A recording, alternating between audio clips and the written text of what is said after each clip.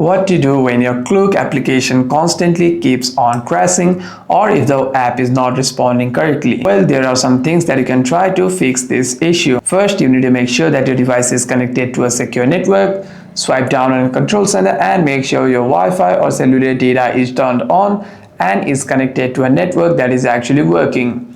By doing so, you shouldn't face any kinds of internet issues while logging in. However, if you have any other kinds of problem on the app, you want to simply go to your settings, scroll down and tap on general, tap on iPhone storage, and here you want to scroll down and navigate yourself to the Klook UAE app. Tap on show all, open the Klook application from here and simply offload the app. Reinstall the app from here again, and what this does is it deletes the application whilst keeping its documents and data. And the next time you open the app, you shouldn't face any kinds of problem. However, if you do face any kinds of problem after this, you want to simply restart the device once and open the app again. Hope this video was helpful. If you have any further questions, do comment down below.